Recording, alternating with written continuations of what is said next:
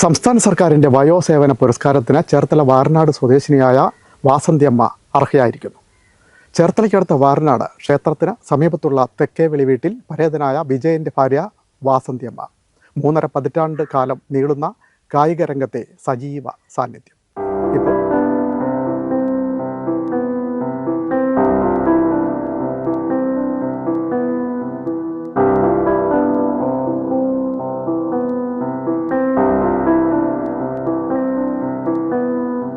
നമസ്കാരം. നമസ്കാരം.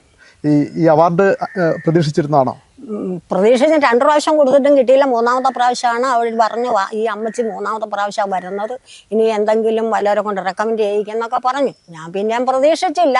ഒരു പകുതി പ്രതീക്ഷയും പകുതി ഇല്ലാതെയായിട്ടാണ് കിടന്നത്. പിന്നെ ഇന്നലെ രാത്രി എന്നെ ഒരാൾ വിളിച്ചു, സാമൂഹ്യനീതി ഓഫീസിൽ നിന്ന് കണ്ണൻ എന്ന് പറഞ്ഞ സാർ എന്നെ വിളിച്ചു പറഞ്ഞു, ഇങ്ങനെ ഒരു കാര്യമുണ്ട്, അതുകൊണ്ട് പിന്നെ സന്തോഷമാണോ എന്ന് ചോദിച്ചാൽ പറഞ്ഞു. എനിക്ക് വളരെ സന്തോഷമായി എന്ന് പറഞ്ഞു.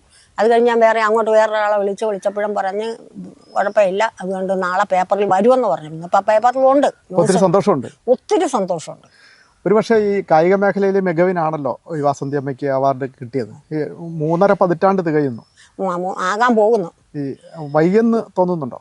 എന്നാ വൈകാനാണ്, ഇപ്പോൾ അത് കിട്ടിയില്ലെങ്കിലും നമ്മൾ സഹിക്കണ്ടേ. ഇപ്പൊ എത്ര വയസ്സായി? എനിക്കിപ്പോ 75 വയസ്സ്. അടുത്ത ഫെബ്രുവരി വരുമ്പോ 76ാമത്തെ വയസ്സാണ്. ഈ സ്കൂൾ കാലം മുതൽ തുടങ്ങിയതാണോ? സ്കൂൾ കാലത്തൊക്കെ അച്ഛൻ വീട്ടിൽ അന്ന് വിടുകയല്ല, അന്ന് ആഭിജാതിയുള്ള കാലമാണ്. എന്നാൽ അച്ഛൻ അറിയാതെ എല്ലാ സ്പോർട്സിനും സ്കൂളിലൊക്കെ ചേരുമായിരുന്നു. പ്രൈസിങ് മെഡൽ സർട്ടിഫിക്കറ്റ് കിട്ടിയിട്ടുണ്ട്. പിന്നെ ജില്ലാ തലത്തിൽ ഞങ്ങളെ കോട്ടയം ജില്ലയിലൊക്കെ കൊണ്ടുപോകുമായിരുന്നു. അങ്ങനെയൊക്കെ അറിയാതെയൊക്കെ ഞങ്ങൾ പരിപാടി പങ്കെടുത്തിട്ടുണ്ട്. അത് കഴിഞ്ഞ് മാക്ഡവൽ കമ്പനിയിൽ ജോലിക്ക് 82 കയറി. അന്നേരം അവിടെ ഫാക്ടറി ഡേയും ക്ലബ്ബ് ഡേയും നടത്തി അതിൽ മികവ് തെളിയിച്ചു. അത് കഴിഞ്ഞപ്പം മെയ് ഡേക്ക് ആലപ്പുഴ കൊണ്ട് അവിടെയും കുഴപ്പമില്ലാത്ത പ്രൈസൊക്കെ കൊണ്ടുപോന്നു. അത് കഴിഞ്ഞാണ് ഇങ്ങനെ പിന്നെ ആലപ്പുഴ ജില്ലയ്ക്ക് മാസ്റ്റേഴ്സ് അത്ലറ്റിക് മീറ്റുന്നൊരു സംഘടന രൂപീകൃതമായതും അതിൻ്റെ സംഘാടകർ കമ്പനി വന്ന് നമ്മളെ കൊണ്ടുപോവുകയും ചെയ്തു.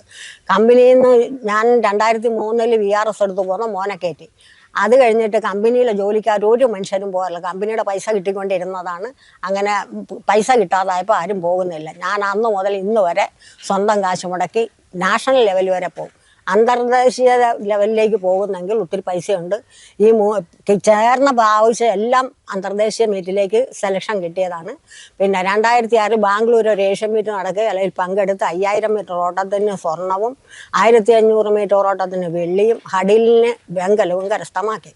പിന്നെ 2016 സിംഗപ്പൂർ വെച്ച് നടന്ന ഏഷ്യൻ മീറ്റിൽ സ്റ്റിപ്പിൾ ചേസ് എന്നൊരു ഇനം 2000 മീറ്റർ സ്റ്റിപ്പിൾ ചേസിനും 5 കിലോമീറ്റർ നടത്തത്തിനും.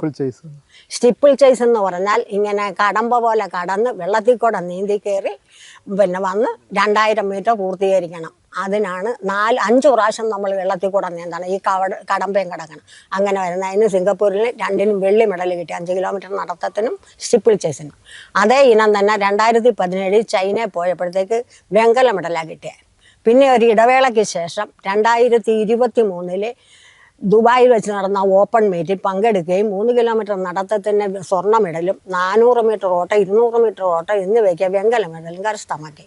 അത് കഴിഞ്ഞ് 2024 ജൂൺ 4 മുതൽ 7 വരെ അയോധ്യയിലെ അംബേദ്കർ സ്റ്റേഡിയത്തിൽ വെച്ച് നടന്ന ഏഷ്യൻ മീറ്റിൽ പങ്കെടുക്കുകയും 5 കിലോമീറ്റർ നടത്തത്തിനും ലോങ് ജമ്പിനും സ്വർണ്ണ മെഡലും കരസ്ഥമാക്കി. ഇനിയും ഇത് തുടരണമെന്നാണ് എൻ്റെ ആഗ്രഹം. ഈ ഓട്ടം ആയിരുന്നല്ലോ ആദ്യത്തെ ഇനം, പിന്നെ അങ്ങനെ നടത്തത്തിലോട്ട് മാറി. ഓട്ടം പ്രായം കൂടുന്തോറും ഓട്ടത്തിനുള്ള ഇത് കുറഞ്ഞു വന്നു. അത് കാരണം ഇപ്പം നടത്തത്തിലാക്കി. നടത്തം ഇപ്പം 5 കിലോമീറ്ററാണ്. പ്രായം അനുസരിച്ച് ചിലർ 1000 മീറ്റർ ആക്കും, ചിലർ 3000 ആക്കും. ഇപ്പം ഞാൻ ഏഷ്യൻ മീറ്റിന് പോയത് അയോധ്യയിൽ 5 കിലോമീറ്റർ ആയിരുന്നു. അതിനെ നടന്ന് ഫസ്റ്റ് മേടിച്ചു. അപ്പോൾ ദേശീയ തലത്തിലും അന്തർദേശീയ തലത്തിലും നിരവധിയായ പുരസ്കാരവും സമ്മാനങ്ങളൊക്കെ നേടിയിട്ടുണ്ട്. പിന്നെ ദേശീയ തലത്തിലും അന്തർദേശീയ തലത്തിലും കൂടെ ഒരു 150 മെഡലെങ്കിലും എൻ്റെ കൈവശമുണ്ട്. അതിൽ 15 മെഡൽ അന്തർദേശീയത്തിലാണ്. 4 ഏഷ്യൻ മീറ്റും ഒരു ഓപ്പൺ മീറ്റിലും കൂടെ 13 മെഡലുണ്ട്. അതിൽ 5 സ്വർണവും 3 വെള്ളിയും 5 വെങ്കല മെഡലും കരസ്ഥമാക്കി. അപ്പോൾ സിംഗപ്പൂർ, ചൈന, ദുബായ്, പിന്നെ നമ്മുടെ അയോധ്യ ഒക്കെ പോയിട്ടുണ്ട് അല്ലേ? ഒക്കെ പോയിട്ടുണ്ട്. ആണ് ഈ ഇത്രയും വർഷം, അതായത് 3.5 പതിറ്റാണ്ട് അതിനോട് അടുക്കുകയാണ് ഇപ്പോൾ ഈ കായിക രംഗത്തെ സജീവ സാന്നിധ്യമായിട്ട്. നിരവധിയായ പുരസ്കാരങ്ങൾ ദേശീയ തലത്തിലും അന്തർദേശീയ തലത്തിലൊക്കെ ലഭിച്ചിട്ടുണ്ട്.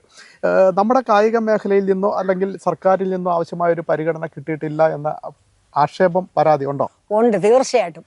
പിന്നെ ഇന്ന് വരെ ഗവൺമെൻറ് യാതൊരു ആനുകൂല്യം കിട്ടിയിട്ടില്ല. പല പ്രാവശ്യവും നമ്മൾ പലരോടും തിരക്കിയിട്ടുണ്ട്. അപ്പോൾ ഒന്നും നടക്കുകയെന്ന് പറഞ്ഞു. അതുകൊണ്ട് തിരക്കി കിട്ടിയില്ല. പിന്നെ നമുക്ക് സംഘടനകളോ പിന്നെ ആരെങ്കിലുമൊക്കെ ആയിട്ട് നമ്മളെ സഹായിക്കും. സിംഗപ്പൂർ പോകാനായിട്ട് 1 ലക്ഷം രൂപ വേണമായിരുന്നു. എൻ്റെ ആൾക്കാരും ഭർത്താവിൻ്റെ ആൾക്കാരും പിന്നെ നാട്ടുകാരും ഒക്കെ തന്ന് 1 ലക്ഷം രൂപയും കൊണ്ട് അങ്ങനെയാണ് പോയത്. ചൈനയിൽ പോയപ്പോൾ 1,5 ലക്ഷം രൂപ വേണം. അതും എല്ലാവരും തന്നുപോയി. ദുബായിൽ പോയപ്പോഴത്തേക്ക് എൻ്റെ രണ്ടാമത്തെ മകൻ്റെ ഒരു 86-87 ബാച്ച് ഗ്രൂപ്പ് ഉണ്ടായിരുന്നു സെൻറ്റ് ആൻ്റണീസിലെ. അവരെനിക്കൊരു 50,000 രൂപ എൻ്റെ വീട്ടിൽ കൊണ്ട് തന്നു. അന്ന് 60 രൂപയേ ആയുള്ളൂ. ബാക്കി കാശ് പലരും തന്നു. പിന്നെ നമ്മുടെ കൈക്കാശ് വേണമായിരുന്നു, 60 അടയ്ക്കണമായിരുന്നു. അങ്ങനെ നമ്മൾ പോയി പങ്കെടുത്തെങ്കിലും ഒരു സ്വർണ്ണ മെഡലും 2 വെങ്കല മെഡലും കരസ്ഥമാക്കി. ഇത്രയൊക്കെ ആയി, ഇനിയും ഈ രംഗത്ത് തുടരണം. ഈ രംഗത്ത് ആകാവുന്നിടത്തോളം പോകണമെന്ന് തന്നെയാണ് എൻ്റെ ആഗ്രഹം. പലരും പറയാറുണ്ട് വയസ്സായാലും വീട്ടിൽ കിടക്കുകയില്ലെന്ന്. ഞാൻ വയസ്സായാലും വീട്ടിൽ കിടക്കാത്തത് ഞാൻ സ്പോർട്സ് രംഗത്തേക്കാണ് പോകുന്നത്. മറ്റ് ദുർചിന്തകളൊന്നും എൻ്റെ മനസ്സിലില്ല. ഒരു പ്രധാനപ്പെട്ട കാര്യം കൂടി, ഈ സ്പോർട്സ് നമുക്കൊരു ലഹരിയാണ്. മറ്റൊന്ന്, പുതിയ തലമുറയ്ക്ക് സ്പോർട്സിനോടുള്ള ഒരു വിമുഖത കൊണ്ട് തോന്നുന്നുണ്ടോ? അല്ലെങ്കിൽ സ്പോർട്സിനോട്ട് കായിക രംഗത്തേക്ക് വരുമ്പോഴത്തേക്കും അവരുടെ ജീവിതം കൂടുതൽ മെച്ചപ്പെടാനും അവൻ്റെ സ്വഭാവം നേരത്തെ സൂചിപ്പിച്ചതുപോലെ മറ്റ് ചിന്തകളെല്ലാം മനസ്സിൽ നിന്ന് മാറ്റിയെടുക്കാനും ഈ ലഹരി ഉപയോഗത്തിന് അതിൽ നിന്നൊക്കെ പിന്തിരിപ്പിക്കാനൊക്കെ ഉള്ള ഒരു സാഹചര്യം ഒരുങ്ങുമെന്ന് കരുതുന്നുണ്ടോ? നമ്മൾ ഒത്തിരി പേരോട് പറഞ്ഞു കൊടുത്തു, നിങ്ങളെല്ലാവരും വാ, 30 വയസ്സ് കഴിഞ്ഞ് ആർക്കും ഇതിൽ പങ്കെടുക്കാം. 30, 34 ഒരു കാറ്റഗറി, 35, 39 ഒരു കാറ്റഗറി, അങ്ങനെ കാറ്റഗറി തിരിച്ചാൽ വരുന്നത്. അപ്പം സാമ്പത്തികം തന്നെത്താൻ ഉണ്ടാക്കുന്നത് കാരണം എല്ലാവർക്കും പോകാൻ മടിയാണ്. പിള്ളേരോട് ഇന്ന് ഞാൻ അമ്പലത്തിൽ വെച്ച് തന്നെ ഒരാൾ കണ്ട് പരിചയം, എന്നും കാണുന്നയാളാണ്. അപ്പോൾ പേരക്കുട്ടികളുമായിട്ട് വന്ന് അവിടെ ചോറ് കൊടുക്കാൻ വന്നു. അപ്പോൾ പറയും ഇത് എൻ്റെ പേരക്കുട്ടിയാണ്, പിന്നെ സ്പോർട്സിനൊക്കെ നല്ലയാളാണ്. പിന്നെ ഒരു പ്രാവശ്യം തോറ്റു കഴിഞ്ഞാൽ പിന്നെ സങ്കടം. ഞാൻ ആ കൊച്ചിനോട് പറഞ്ഞു കൊടുത്തു, മക്കളെ 100 പേര് ഓടിയാൽ ഒരാൾക്ക് ഫസ്റ്റ്, ഒരാൾക്ക് സെക്കൻഡ്, ഒരാൾക്ക് തേർഡ് കിട്ടുള്ളൂ. അതുകൊണ്ട് മക്കൾ ഇപ്പം ഒന്നും കിട്ടിയില്ലെങ്കിൽ അടുത്ത പ്രാവശ്യം ഫസ്റ്റ് മേടിക്കാനുള്ള തയ്യാറെടുപ്പിൽ പോകണം. അങ്ങനെ ആ കൊച്ചിന് ഞാൻ വേണ്ട പ്രോത്സാഹനം കൊടുത്ത് ആ കൊച്ചി പങ്കെടുക്കാമെന്ന് പറയുകയും ചെയ്തു. വീട്ടിലെ ഭർത്താവ് വിജയൻ ചേട്ടൻ മരിച്ചിട്ട് കുറച്ച് വർഷമായി തോന്നുന്നു. പിന്നെ ഈ കർക്കിടക മാസത്തിൽ പൂരാടത്തിൻ്റെ അന്ന് 5 വർഷം കഴിഞ്ഞു. മക്കള് ആരൊക്കെയാണ്, എന്തൊക്കെയാണ്? മൂത്ത മോൻ്റെ പേര് വിനോദകുമാർ, അവൻ വേറെ താമസിക്കുന്നു. അവന് 2 ആൺപിള്ളേര്, ഭാര്യ സമേതം അവർ താമസിക്കുന്നു. രണ്ടാമത്തെ ആളിനും 2 ആൺപിള്ളേര്, അവനും ഭാര്യയും കൂടെ വേറെ വീട്ടിൽ താമസിക്കുന്നു. ഇളയ മോന് 2 പെൺകുട്ടികൾ, അവരുടെ കൂട്ടത്തിൽ ഞാൻ താമസിക്കുന്നു.